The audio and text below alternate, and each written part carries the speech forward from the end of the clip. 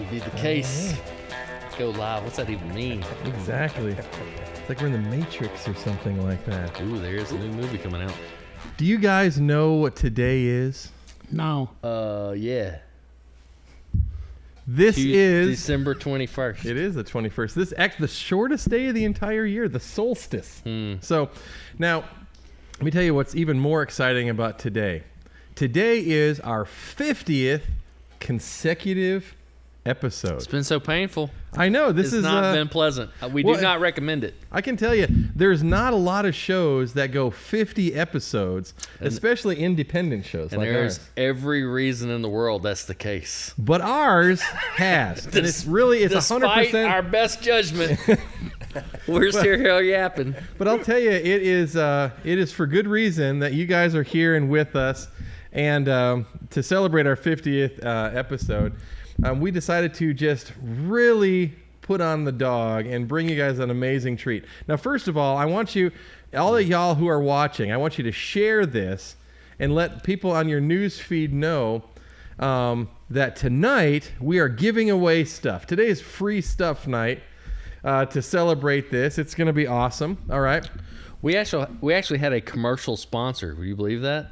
In Cool. addition to your commercial, where there's another commercial sponsor sponsoring you. Really? Hunter Lewis of Independence Drilling in Georgia asked for me to holler at him Well, that is awesome. on YouTube, and he would throw you. I thought I heard $10,000. I think he meant $1,000, But we would I settle heard for a glass of $10,000. 23-year-old Pappy Van Winkle Family Reserve. He's got it. That cat's got it. Don't let him say he don't. Cough that mess up. Man, you're awesome, dude. I appreciate that. So, what we are going... first of all, we love your comments. We want you to share. We want you to subscribe if you're doing the YouTube thing. Even if you're not doing the YouTube thing, do the YouTube thing and subscribe. And so we read your comments on the air. And the first comment goes to our friend Brian from All right. Dayton Mountain. He says, "What's in the glass?" Nunya. Let me tell you something. What's in this glass is a wonderful, wonderful treat that my friend Jamie got me. 50th episode. Doink. Well This done. is Rabbit Hole Distilling Heingold. Is that what it's called? Some crazy name. Yeah. I mean, I'm not German. Well, They actually, took I am, the but time to whatever. get to Kentucky and distill some liquor, and exactly. then call it something that ain't Kentuckian. It's very good. Now, you might think, well, what are you guys going to talk about tonight that's so special? Let me tell you something. We are really, Dayton, Tennessee is the Chattanooga area. Because if people say, where are you from? You're not going to go, a tiny little town of 6,000 people just 30 minutes northwest. No, you're going to say, or northeast, sorry. You're going to say, oh, we're from the Chattanooga area.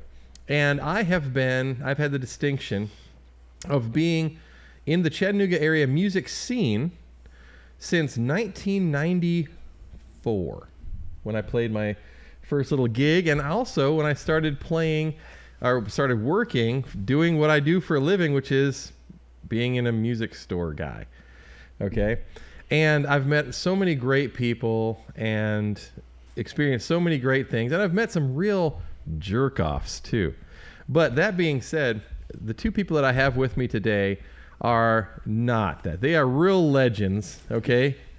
And what we have here, we have Mr. Darren Roberts. Darren and I have been friends for a solid 25 years. And then next to him is a Chattanooga legend, and I can't stress that enough, okay? I've had so many people tell me, even people who aren't his fans, okay? People who aren't his fans that tell me that Jimmy Tawwater is one of these guys where if he's playing, the house is packed, okay? And so it is such an honor, and I want to thank you guys so much for coming out and sitting in with us. Because Well, no, I mean this is a big deal because this is something that has never been talked about that I can find anywhere on the interwebs. Okay, now, have you guys ever wondered, being musicians and of course coming to main stage music, which again is an awesome music story, it's packed full of stuff, and you're like, man, this is great.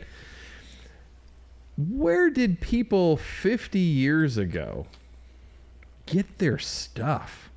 I mean, we all are heroes, right? The Mount Olympus of guitar is like Jimi Hendrix and the Beatles and the Rolling Stones and J.C. Penney catalog.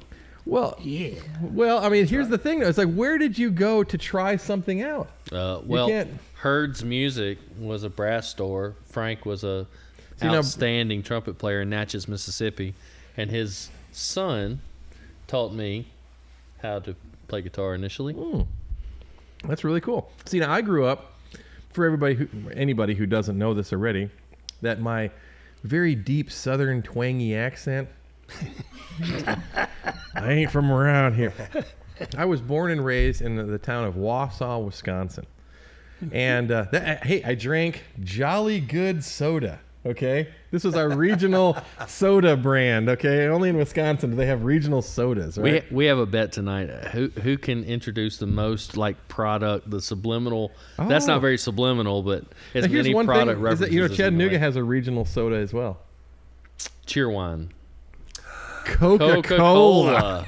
Yeah, you might have heard of that one, but you probably haven't heard of Jolly Good. But I'm going to try to make it my goal to get Jolly Good soda from outside of Fond du Lac, Wisconsin, to Dayton, Tennessee, where you guys can come down and try. You feel like 2021 is the year we need to introduce more sugar media into the community. With as hateful as people are, we all could use a little more sugar.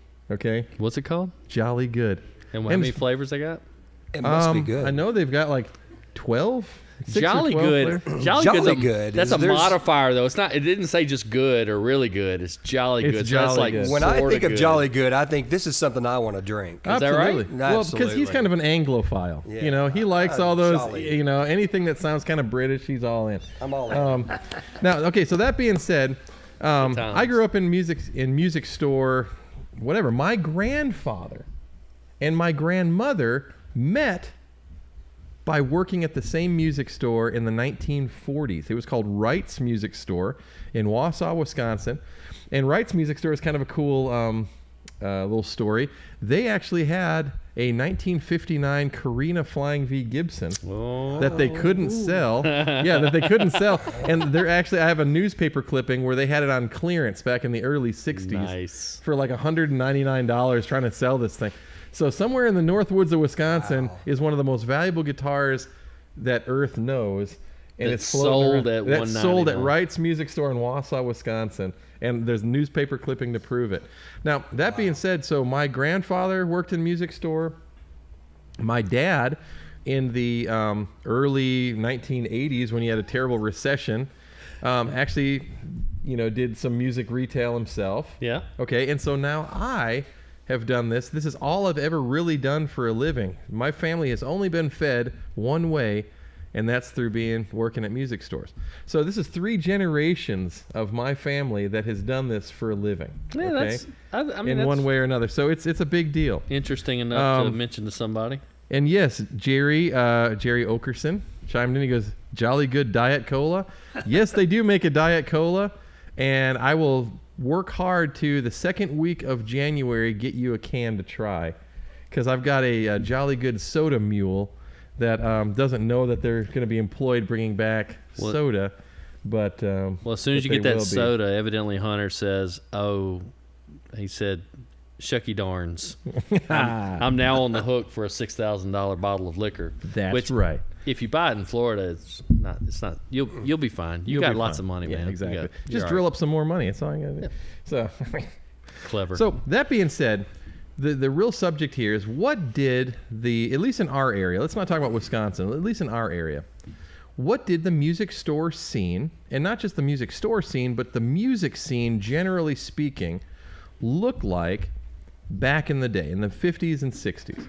Now, all y'all are spoiled rotten, okay? Because you have stores like Mainstage, and of course there are other national chains and whatnot, where you can walk in and just see a wall of guitars. You can see every brand and every gauge of guitar string, every kind of little goofy accessory.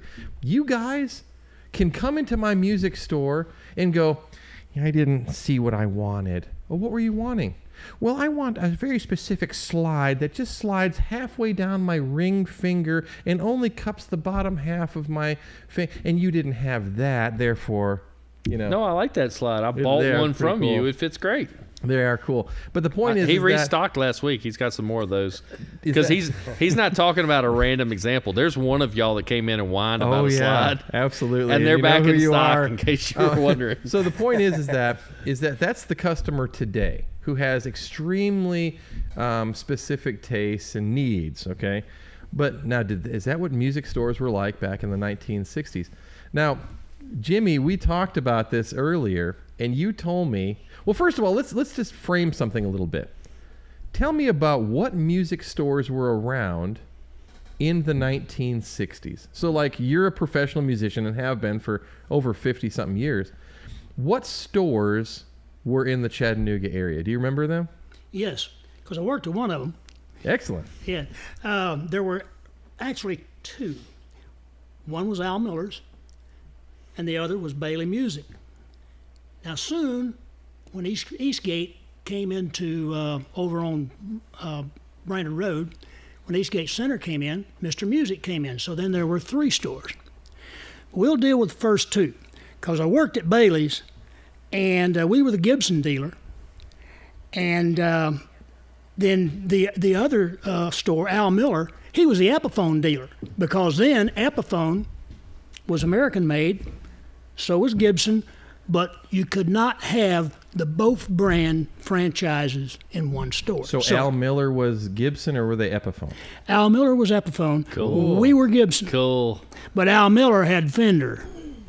So all we could do was sell Gibsons and whatever harmonies and K's we could pull in. But at any rate, we were a full-line music store, and all of the old guys that played in the big bands, Bailey's was their mainstay, and Al Miller was a mainstay for most of the high school bands, and so the high school band instruments, horns, saxophones, all of that.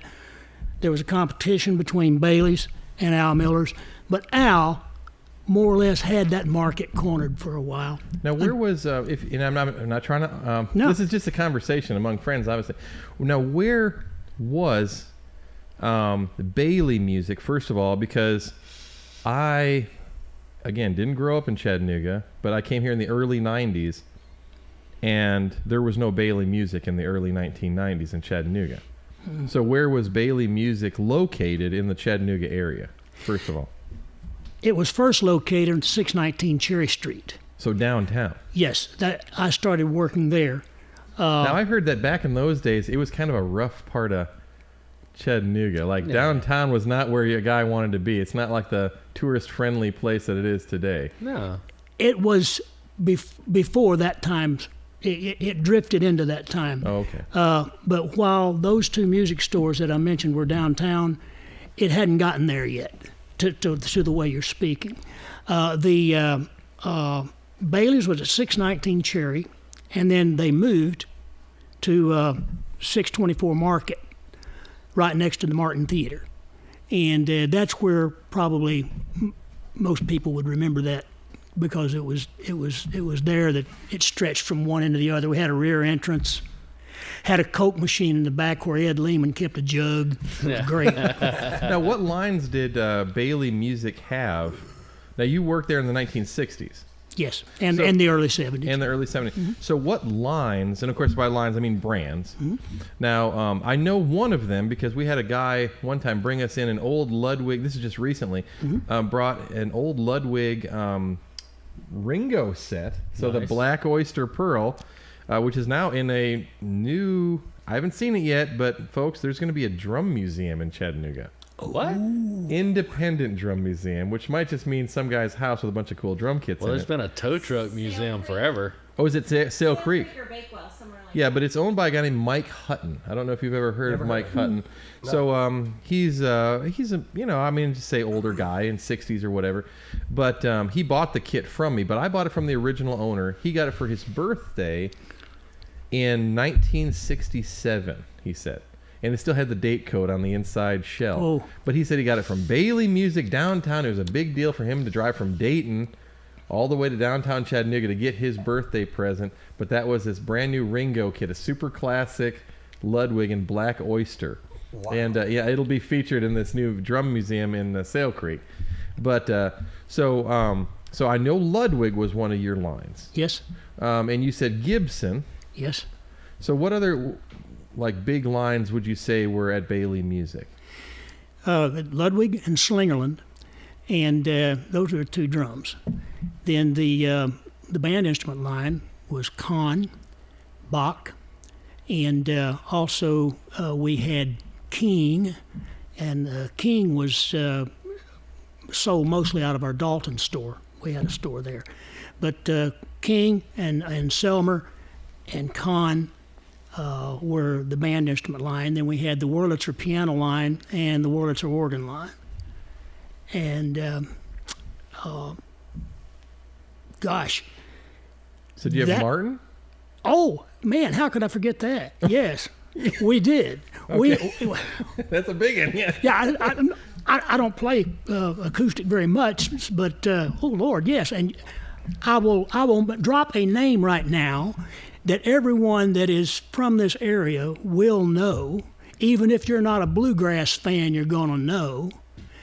Norman Blake taught guitar at Bailey Music Company. Wow. And every afternoon Norman would come down and fellowship with everyone. Now and he That is something else. he played. That's awesome. He had I don't remember if it was an old Gibson archtop or an Epiphone, orchestra archtop guitar, but he would play that with Bailey's orchestra a lot. Wow. Yeah. He'd put on his little tuxedo and he looked so funny because, you're used to seeing Norman, his hair slicked back and playing up there with Buck Turner, whooping at Martin.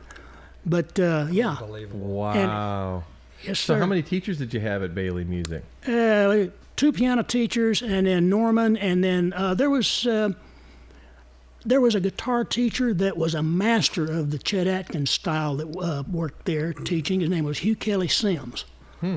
And but between Kelly Sims and Norman Blake, if you couldn't learn to play guitar, you just might as well hang it up because you either didn't want to or you just didn't have any talent. Wow, Norman Blake. Well, it's not as if I learned from some music store guy's kid teaching me guitar. Like freaking Norman Blake's trying to teach me guitar. I'd be like, nah, man, I'm gonna stick to trumpet. Yeah, I'll tell you what, listen, this was no, that's just it, man.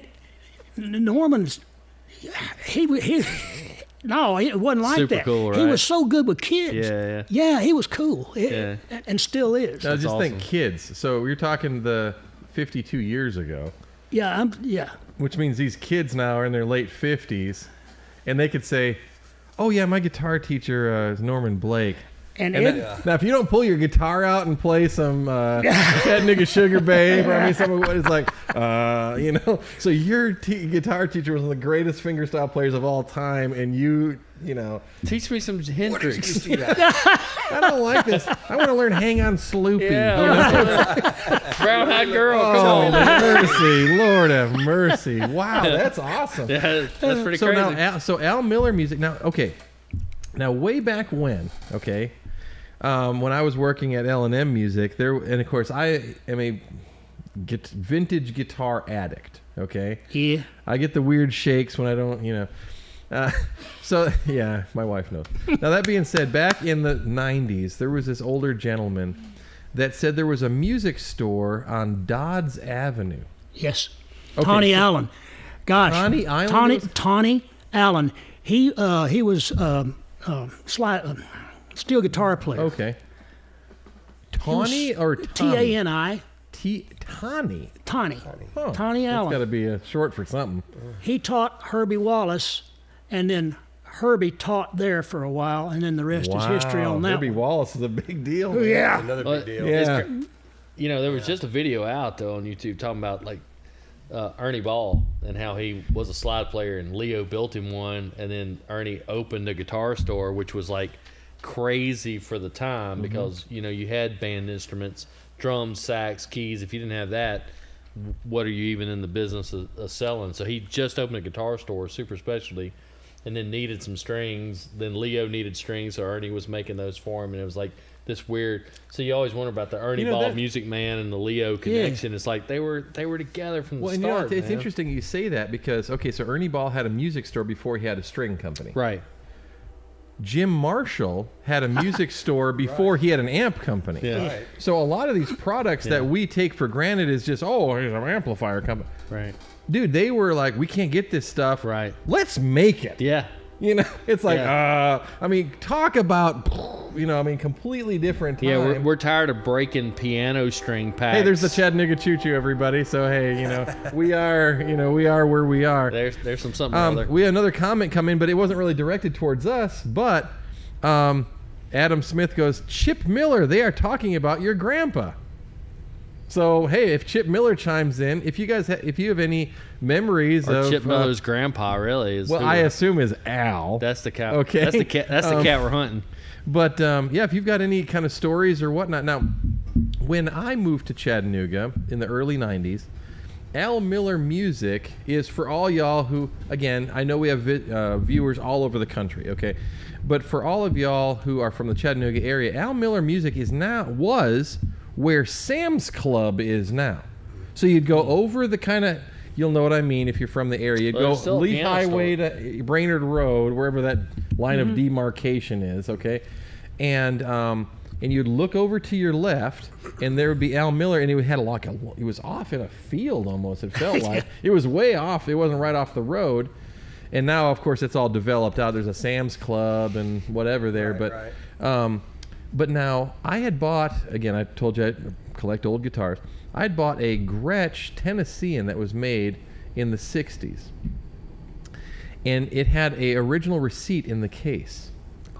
And it said, Al Miller Music, Northgate Mall.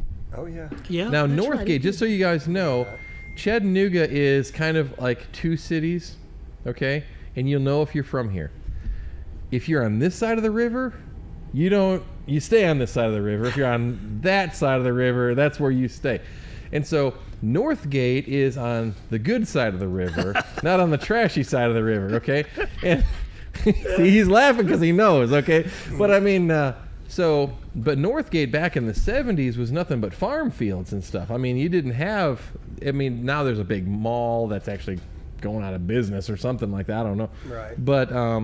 But I'm kind of thinking Northgate. Where was Al Miller Music in Northgate? He had two locations at that time. He had one in Brainerd Village, in East Brainerd, or in Brainerd on Brainerd Road, before the little mansion-looking building he had where you were talking about. But he had a shop in Northgate Mall. Oh wow! Absolutely. This is probably 1980s when I remember. Yeah, I'd forgotten about that one. Oh boy! Well, it's been a minute. You've had a few lunches since then. Al did have the store downtown, and did he have the one downtown and then the one out on Lee Highway at the same time for a while? Yes. Okay, and then eventually it just all became just the one on Lee right. Highway. That's Manny right. Bowen. That's right. Eventually, Manny ran it. Right. Yeah. Correct. So now at a music store back in the day, because again, you are outside of my grandparents, which I have to say, and this is something, if I can't stress this to my viewers enough, use this time to talk to your grandparents if they're still with you, okay? Because you will never get this back, and you will regret it the rest of your life if you don't ask questions now that you might think, oh, that's out of date. Ask them now. And from the evidence that's given on society, the 80% of you that know every damn thing, don't talk to them. There's nothing they can tell you that's of any value at all. So, but now back in the day, now I just from my looking around, now you had mentioned a few things. You said that obviously you had horns and pianos and guitars and whatnot. Nowadays, music stores are separated into 3 segments.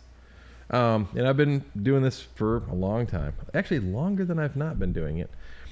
Now you have what they call general MI stores. That means fretted instruments, professional sound equipment, drums, keys. When I say keys, digital keys. Then you have piano stores. Okay? Okay. And then the last store is called B&O, which means band and orchestra. So you have 3 stores now instead of one. One that just deals in horns and orchestral stuff, i.e. government contracts. You have one that just deals in pianos, i.e. furniture.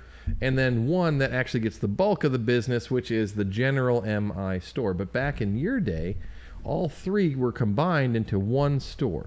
How many guitars on average did Bailey Music have hanging on the wall?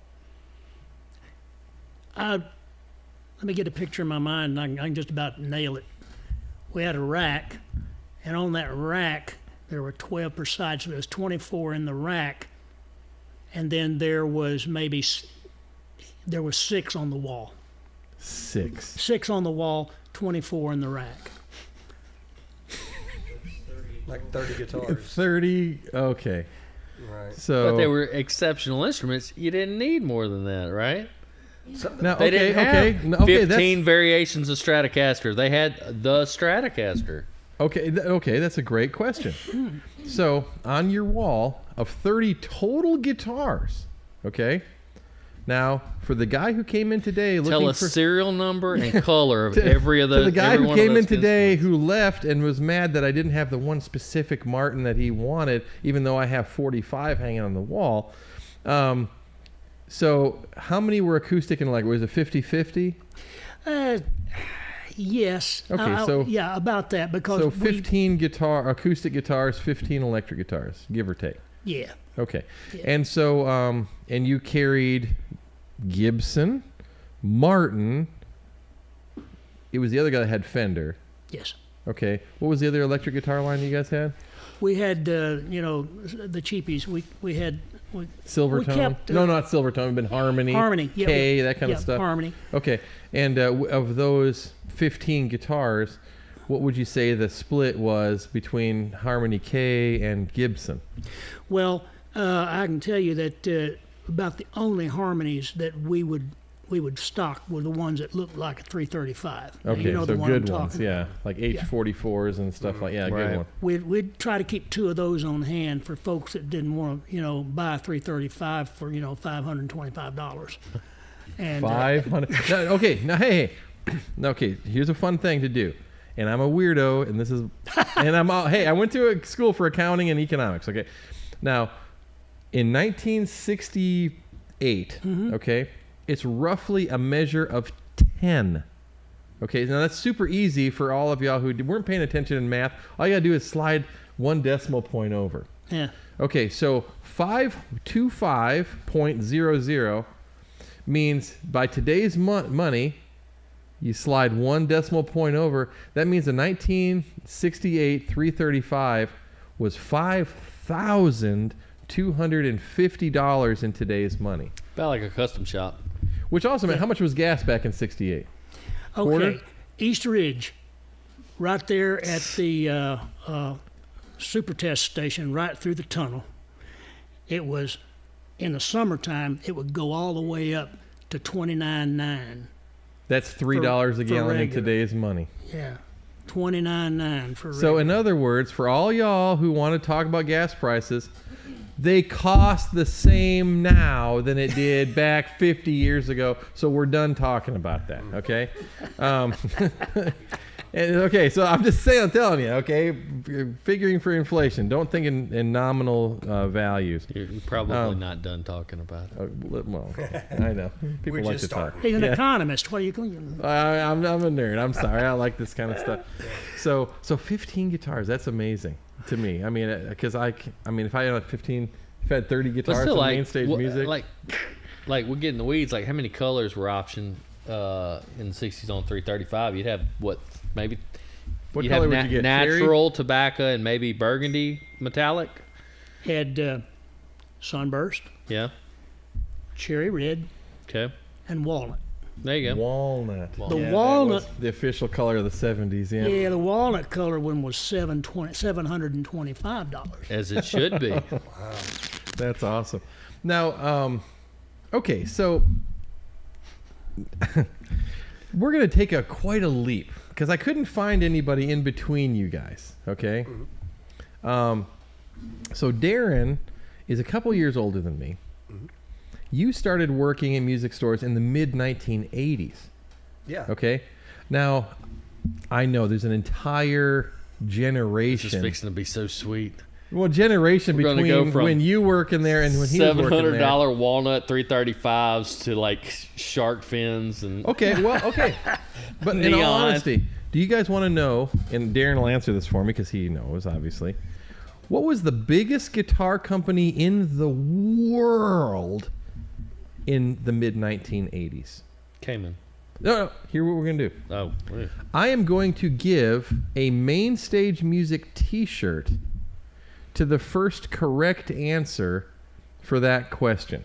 Okay? And I'm normally what was wrong, the biggest, so don't steal mine. No. What was the biggest guitar company in the world in the mid-1980s? Okay? So not 1980, not 1989, but 1985, 86. I got to pull up Okay. the show so I can look. I already know what this is, and you already know what I it got is. a couple good ideas. Okay. I probably know. And I'll tell you one advertisement, which we could, again, to industry guys, we'll call the No Bozos ad. Okay.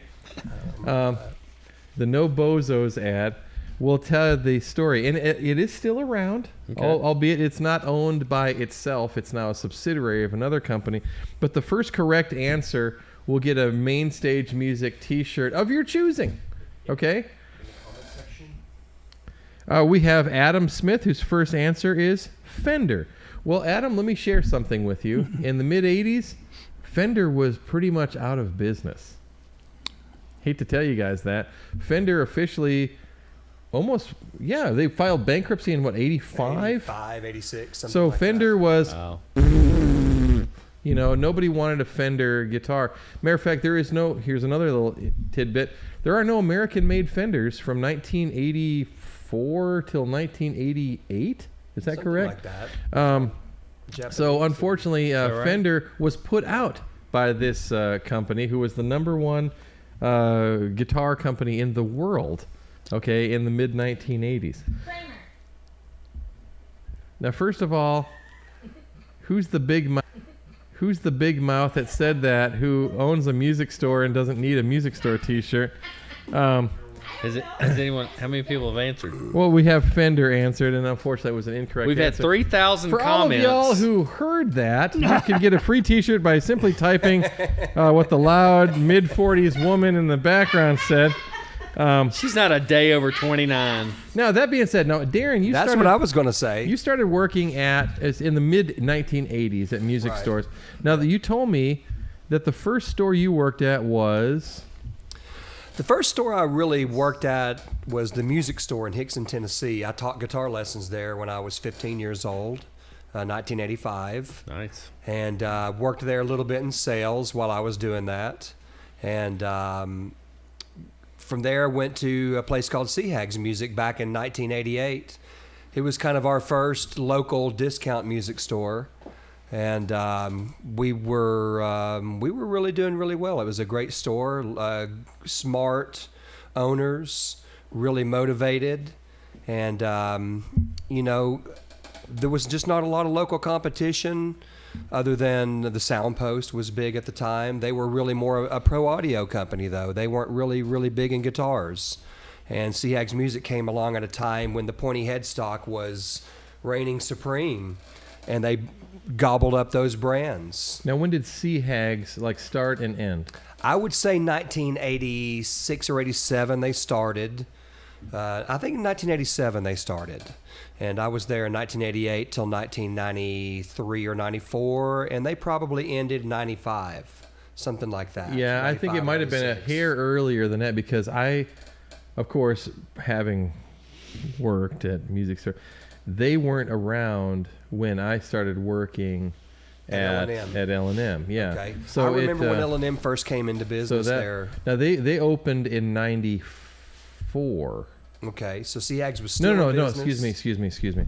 They opened in 93. Okay. Just behind on Jordan Drive, by where the billiard clubs right. is. Remember And so it very Seahags well. was still around, but they were gone within a year, because I started working in 95 Right. when they first moved into the new Right. building. Also, Stephen West, he was the first person to guess the answer and is therefore Stephen? the winner. Tell me your size and your address if you want to text it to Mainstage Music's Facebook page, and we will mail you a shirt in your size. But Stephen West absolutely nailed it. The biggest guitar company in the world in the mid-1980s was not Gibson, was not Fender, wasn't even Gretsch or Rickenbacker, any of the blue chip brands. It was Kramer. Kramer guitars had no equal in the mid-1980s because they had one secret weapon, and that secret weapon had 3 initials.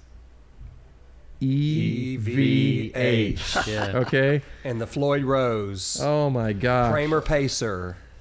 I'm telling you, they were amazing. So, Now- Stephen, just text us your address. We'll make sure to get you a shirt and your size, and we'll get you a shirt out to you. We got more prizes coming, by the way. Brad didn't qualify, but we need a screenshot of 2 days worth of your browser history to ensure that you did not search the answer. I don't care. We promise any incriminating Hey, it's that time of information the year. like We're giving stuff away. how do you make a raccoon look like a squirrel kind of a thing. We won't air any of that, but 2 days worth of browser history is what we need. I'll tell you what. Here's the next freebie right here. So, Stephen, you got the first freebie.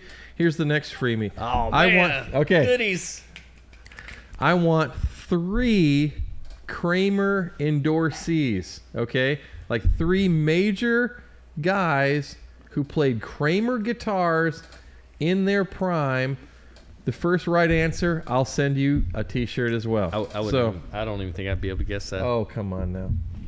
Oh, additionally, you know what?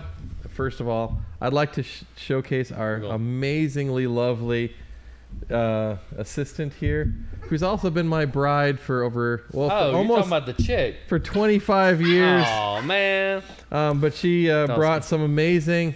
We've got a cool main stage music coffee mug, and we've got we got some awesome shirts. Now, for all y'all who are cool, you've already got these, but again, for all y'all who have not. And now it's got my grubbies on. So 3 endorsees of Kramer guitars in the heyday. So we're talking mid to late 80s. You get the next prize. Okay, so I'm sorry. So you started at Music Store in the mid 80s, and then moved to Hags in 88. Mm-hmm. Right. And Hags was kind of a short-lived thing, 5 years roughly, 5-6 years. Roughly 5 years. So what were their lines? Their lines were the St. Louis Music Company, which was at the time was a powerhouse of Alvarez they guitars.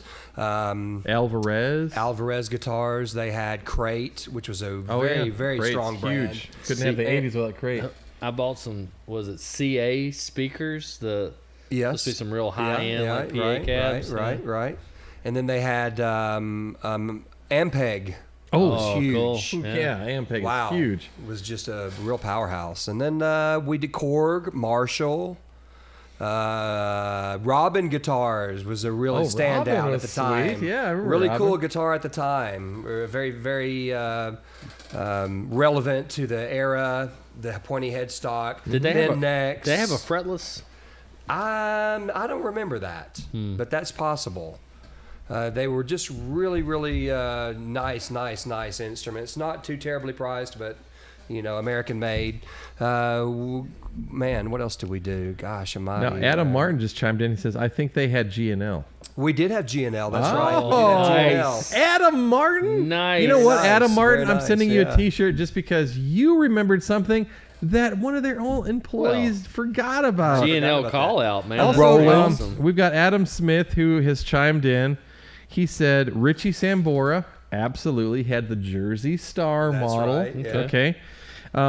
Vivian Campbell, absolutely. Man. He played with Whitesnake at the time, and he had a Night Swan that was in a very unique. He was white with a cool bunch of diamonds around the edges, and then the last one he put Dweezil Zappa and Mick Mars.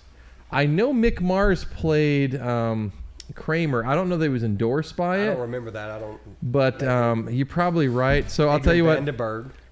Well, Vanderberg played. Well, he was later with the Peavey line. He was eventually. I would have just accepted Eddie Van Halen, But the fact that you said Vivian Campbell and Richie Sambora, those were the 2 biggest.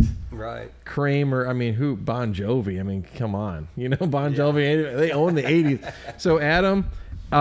First of all, it's a little unfair because Adam Smith pretty much owns all the main stage shirts anyways, but you got another one coming to you.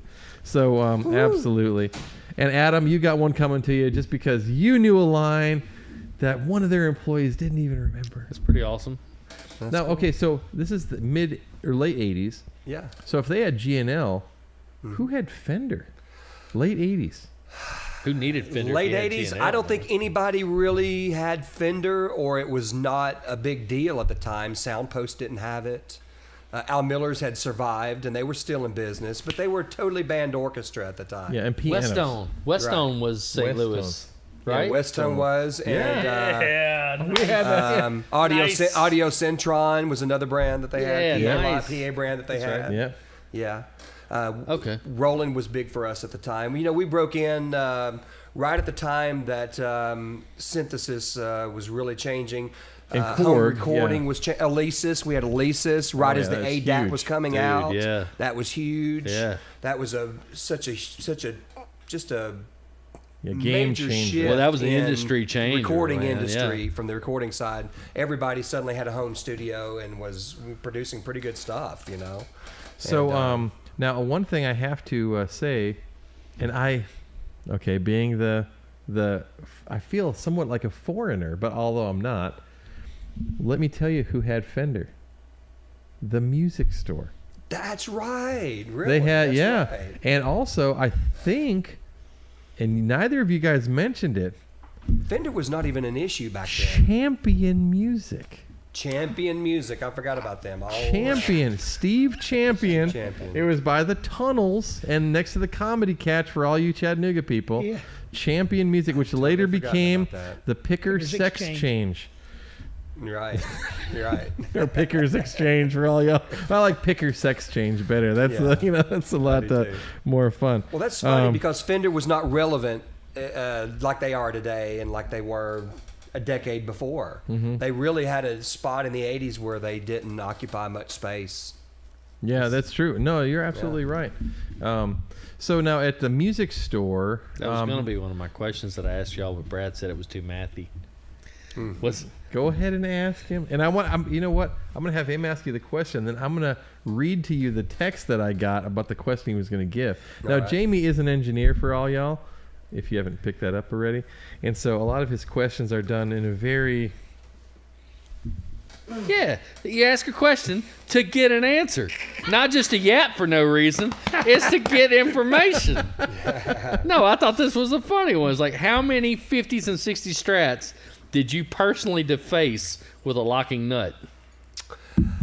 0 for me. Oh, look, 0 for me. the sheriff is waiting outside right 0 there. for me. Well, what about... Okay, Jimmy, what about you? I mean, did you ever do something unspeakable to what would now be considered a classic guitar? Because we know that all music stores do repairs. So did somebody bring you a 50s Les Paul and go, hey, I want one of them fancy, what? And then you did something terrible to a classic guitar. I can honestly say that we didn't do guitar repairs. If they came in, they were needed bad enough to be repaired. There was a local guy, Mike Longworth, who eventually went to work for. What? Whoa! Yeah, Mike Longworth worked for Bailey Music? he didn't work for us. We sent the work to him at his house in Hemp Hill out in Brainerd. Do you guys even know who Mike Longworth is? I have absolutely yeah. no idea. Mike Longworth. Mike Okay, if you are a Longworth. Martin guy, if you are Mike Longworth was the longtime Martin historian. Oh, for real? Yes, Right here? They made a Done signature model Martin for him when he retired. When you say that colloquial term, well, he wrote the book. He did write the book. Mike Longworth and he worked at Bailey Music doing repairs. He did Worked work for us. He only worked on Martins that would come in that would need minor repairs. If they needed anything beyond what, he wouldn't get into real bad stuff. He would send it to his buddies in Nazareth, and they would do the work. Now, I don't know if Mike ever learned to play, but at that time, he couldn't play. He was like Leo. He didn't play. That is amazing. He may have learned sometime between then and the time he retired, but Yeah, but it was a real fun time if you came down to Bailey's some Saturday afternoon, in the early afternoon, and Longworth and Norman Blake and Ed Cullis were all there at the same time. Just hanging out. Oh my Yeah, God. they could get to yapping about some details that they preferred and they liked on their instruments. Oh my goodness. There's a Mike Longworth D45. Yes. Wow. When you have a signature model D45, That's pretty you impressive. might be a big deal. Yeah. And the fact that you couldn't even play guitar when you were coming and doing your repairs, and you've got a D45. Well, that should be like the ultimate trophy. You've got the most expensive Martin as a signature model, but you don't play guitar. Now, he may know now, but he did not then, because I asked him. I said, Mike, what do you play at home? And he says, well, this is about all I know. And he put his fingers up and made the old open G chord and went strum. Now, he could have That's been putting me incredible. on, but I don't. He never did elaborate, so I took him at That's his word. incredible. No, that is amazing. I do think of one thing I wish I had not done to a guitar, and this is on my personal guitar. I have a guitar that I call a Frankenstrat. Is that the And it's cheesemaker's The guitar? cheesemaker. The cheesemaker. I remember this guitar. Blessed are the cheesemakers. Oh by yeah, the that's way. amazing guitar. And anyway, it's the neck is a 72, 73. What do you think that they'll inherit? Rock. Blessed are the cheesemakers, for they will inherit the rock. Oh, the rock. absolutely. Absolutely. Okay. I got you. So anyway, this, it was a 73, 72, 73 neck, and it had a very heavy radius on it. So when you got up high and bent, it would fret out. Uh-huh. So thinking, no, this is nothing. I just took the frets out of it and took it to a local company and had them plane it down and make it a flatter neck. Nice. So that I could bend on it. And Hell yeah, you let did. me tell you something. This is a rock and roll player's guitar. I've played this guitar. It's a player's guitar now. Yeah. But I miss the bulk of the neck. It's not as fat and friendly as a Fender 73 neck is So now. now you might think, how did I know the cheesemaker guitar? And let me give you guys a little piece of Brad Putt history, which is Darren Roberts' history. And you know what? I almost brought some pictures. So Darren showed me how to play Message in a Bottle on that guitar. Yeah. Really? That's On funny. that I don't guitar, remember that. 1996, probably 7, maybe. And I had found some old photographs. Us old timers used to have to take pictures with a film camera and then get actual pictures done. And I've got a picture of Darren and myself, much younger, when a 1962 Birdland had come into the store and an original Burst that some moron had refinished. And we were taking pictures of it. And I, of course, had all these. And so we actually worked together and been friends for a long, long time. But Well, it made me think. Message in a Bottle. Did the shred guitar guy actually know that he was playing a ninth or not? It was like, if you put your finger here, it makes that weird sound. I don't know, man. Right. I love that. Yeah. What note is that? It's this one. It sounds good. That's what it is, Now, Adam Martin chimed in. And first of all, Adam, thanks for watching. Thanks for sharing and so on. He goes, sadly, he was in SEAGS a couple of days before it closed. He remembers the mood was pretty somber. And I imagine it would be. And he also chimed in that didn't Chambers have a decent selection of vintage guitars? I remember some old US Epiphones they had on the floor. So I guess we can't have a discussion about the Chattanooga music scene without mentioning the Chambers brothers. Yeah. So there's two of them. You had Joe Chambers, and they were in the East Ridge area. And then you had Charlie Chambers, and he was in was he Technical, Rossville? Georgia? I think it was Rossville. I mean, he was right on the Technically border. there. I mean, Yeah. Lafayette Road, to almost to Fort O. Now, two things. Now, I'm going to say this. This is not speaking out of school. This is from my ears to the people who actually. Charlie Chambers is kind of an interesting guy. I think he passed away recently, He didn't he? Okay. Yes. So please do not take this as any sort of disrespect. This is simply Charlie Chambers owns. What's the proper nomenclature when someone's passed, but they probably their estate still. Posthumously. Yeah, he still owns. His family still owns one of Hank Garland's Birdlands. Okay, no, I'm not. Nobody I'm knows not that, but screwing. His estate owns it. Oh no, yeah. I mean, I've seen this guitar, and I know it to be true. And one of the most iconic. If you Google Charlie Chambers, you can see this picture of him with this grin, like he's getting away with something, holding one of Hank Garland's. Now, if you don't know who Hank Garland is, shame on you. Shame on. Leave. You need to learn. Hank Garland is one of the greatest guitar players who's ever lived and the most influential song, especially this time of year. He wrote Jingle Bell Rock. Okay? Dude, Hank Garland. He was Elvis's guitar player. If you hear guitar in a Patsy Cline hit, Hank Garland. And he had a frickin' Gibson named after him. The Bird Land. Where'd that come from? Billy Bird, Hank Garland. Yeah. So Charlie Chambers had one of Hank Garland's personal Birdlands. Okay? I've seen this guitar. He didn't let me touch it, but I've seen this guitar. Now, I also talked to, after the movie, if you guys have Amazon Prime, immediately right now, just add to your queue the movie Crazy. Great. The Hank Garland. Have you seen it? Oh, it's great. Awesome. It's the Hank Garland story. And I've talked to Hank Garland's brother, who I'm still friends with on Facebook, but still, it's a real. And I've actually talked to him on the phone. Like this. Yeah, we're like this. Yeah. Anyways, super nice guy though, and he'll call him up on the phone. He'll talk to you. And he told me that guitar was stolen. Oh. Boo!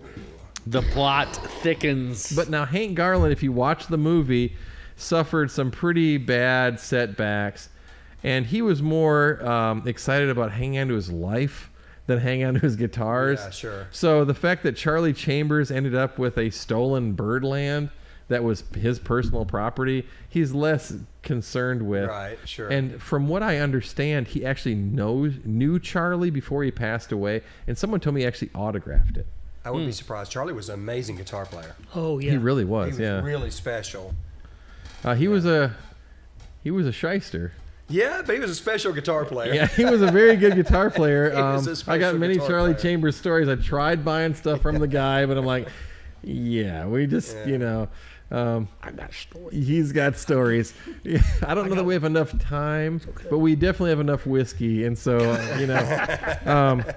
but that being said, so yeah, Joe and Charlie, and now again, this is probably wrong. I don't know, but I heard that they did not get along.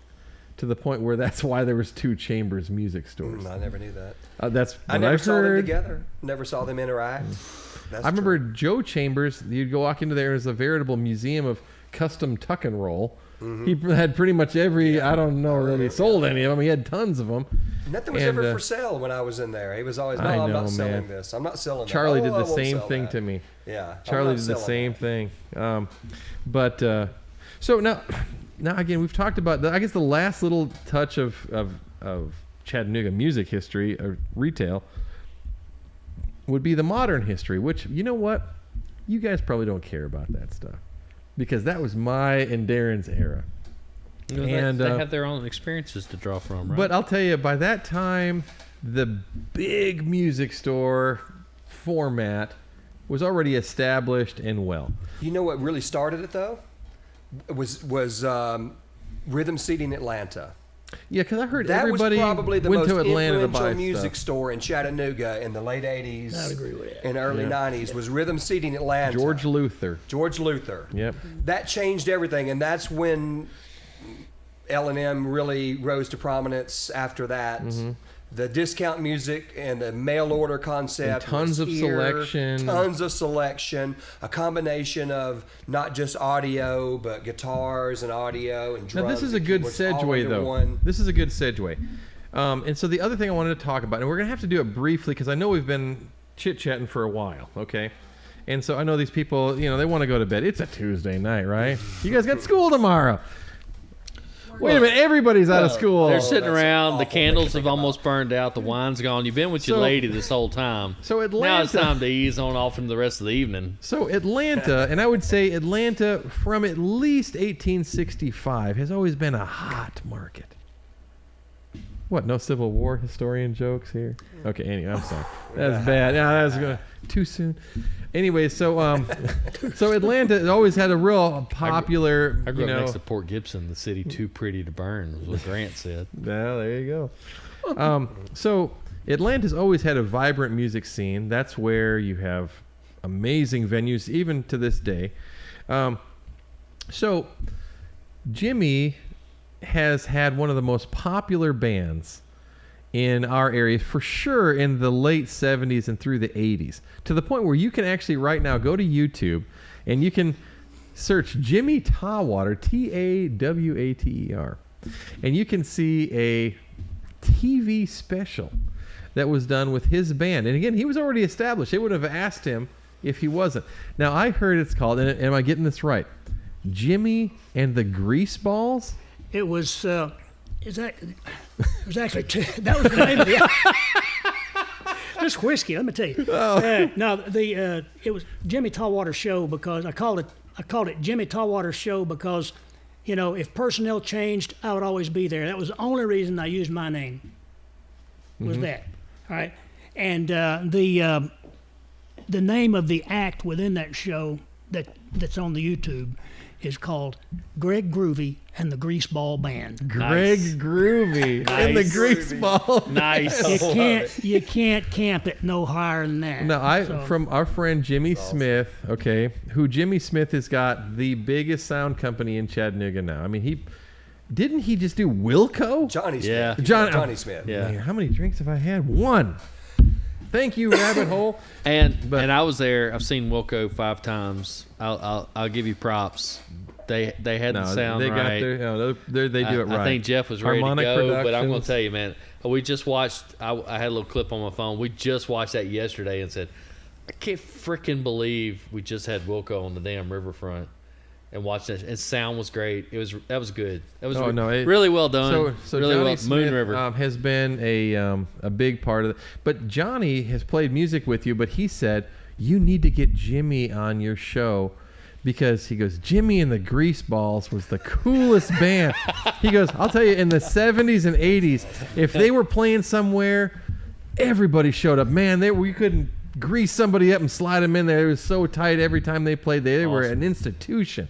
And the fact that you can still find them on YouTube kind of lends to that, because in the 80s it was hard to do anything with video. Yeah. I mean, not like Somebody now. took a lot of effort to get that. No, it up. was a big deal. So what was the music scene like? Now, I know what it was from the 90s onward, but in the 70s and we'll even say early 80s, okay? Let's even go back to late 60s, okay?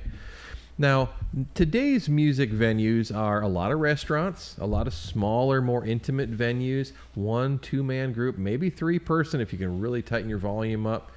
But now in the 60s and 70s, were you playing restaurants? Were people playing restaurants? Or was it a roadhouse or bar? Dance or was hall. it a dance hall? I mean, tell me what venues looked like in the 1970s.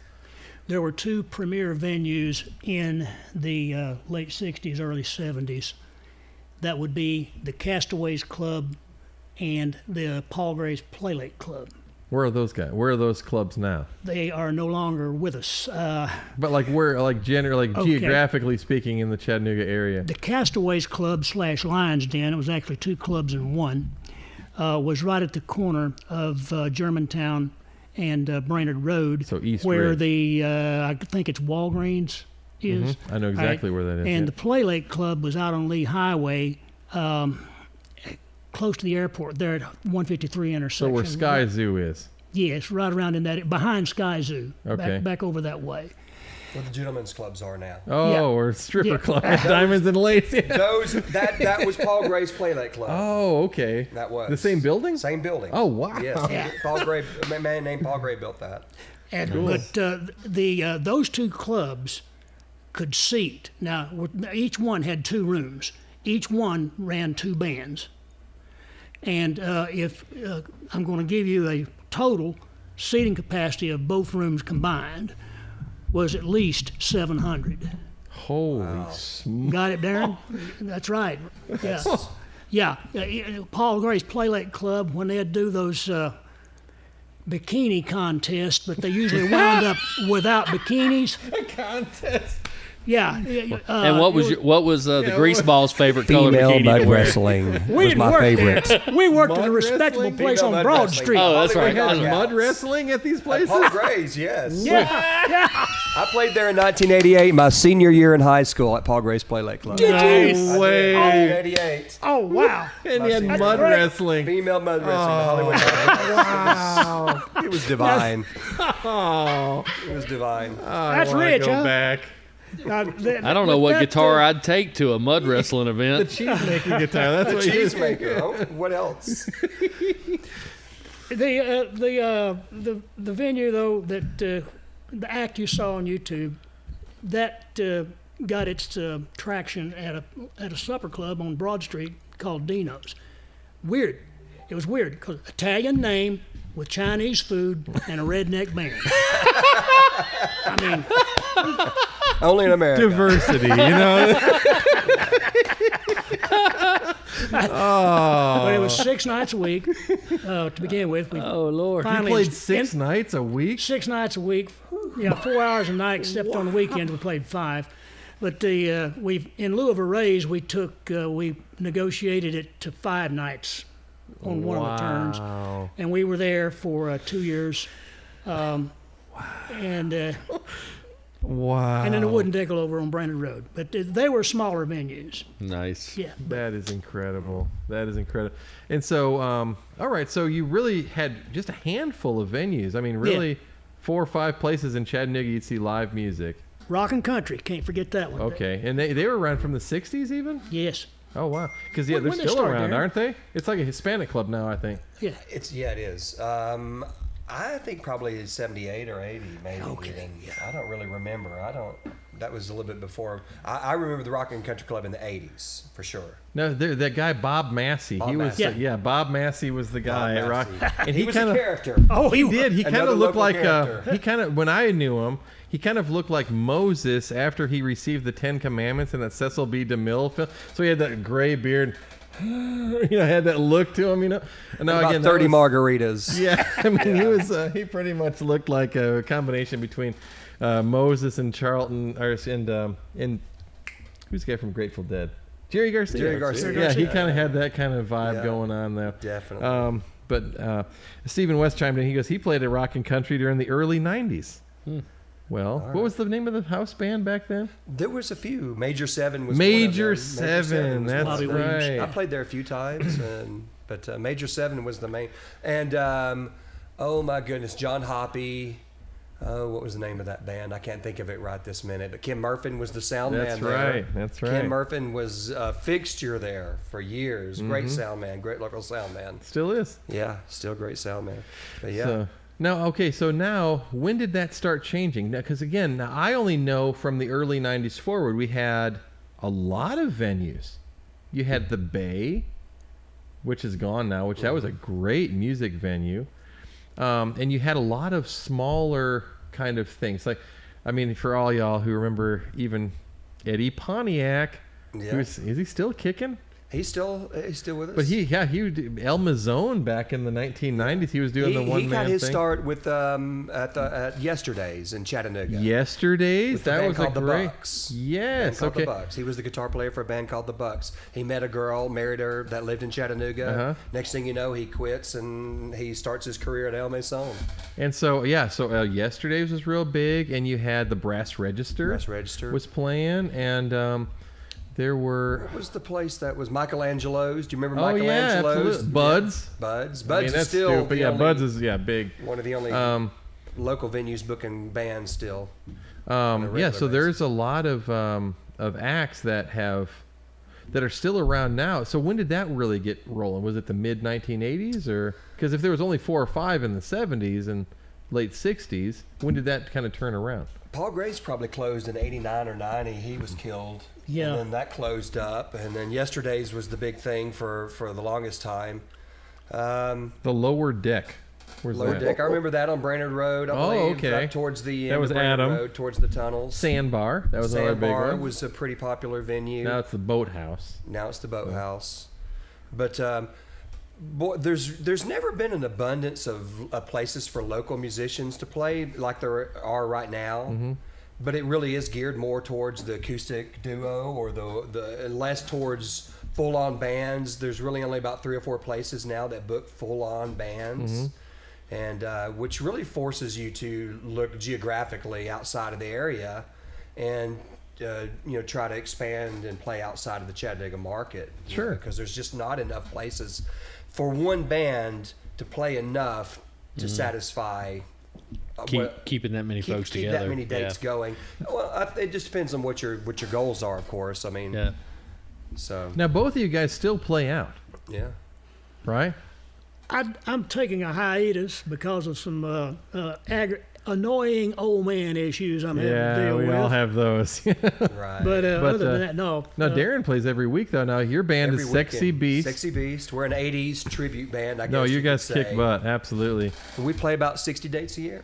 Yeah, that's excellent. That's great. Yeah. And now, even your show though is not a 5-person band. It is a 3-person band. tightened up, Yeah. and which means you can get into smaller venues. Which is there's more venues, but they're just smaller. They're just smaller. And so you're using a lot of technology to help, Absolutely. give you the show that. Absolutely. But that's excellent. Absolutely. Now, the last time I saw a Jimmy Tawater show, it was just the opposite. It was quite flamboyant. There must have been half a dozen people on stage at least. I mean, you had John Cady playing with you. You had Johnny Smith. You had background singers. There's a horn section for crying out loud. Yeah. I mean, the showcase. Yeah. yeah, that's pretty awesome. It's still like half a Steely Dan show. So That's how you guys play at Farm to Fork not long ago, maybe a year ago. Oh, okay. Now it was that wasn't that band. No, it's a different band. Oh yeah. I don't think I recognized anybody in the band but you. But the band that Brad was speaking of was that was called the River City Showcase, and always wanted a big band, got it, did it. It was fun. So now, first of all, I want to, I guess, apologize. I've been getting a lot of pssts and that we've been on for over an hour. But again, when you have 2 amazing guests like this, sometimes time gets staff away assumes from us. we care about paying their union rates. We're so Exactly. rich. We got 2 don't Teamsters care. over here. They're kind of like, Rain up in here. But I want to give one more thing away. I want to give this amazing coffee mug away. I think you should. It's my favorite logo.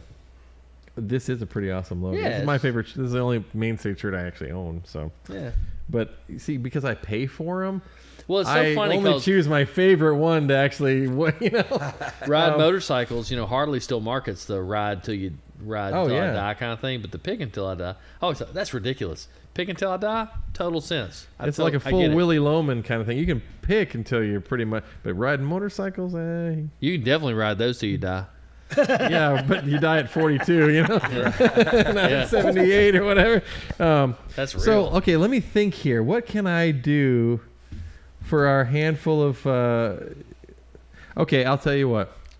Let's If you see guys here. can tell us, let me see here. You bought a coffee mug this week. Steven, you're awesome. That's why you're awesome, because you bought a coffee mug this weekend.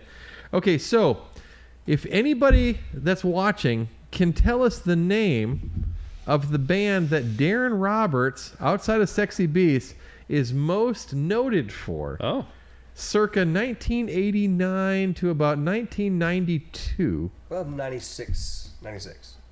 96? Yeah.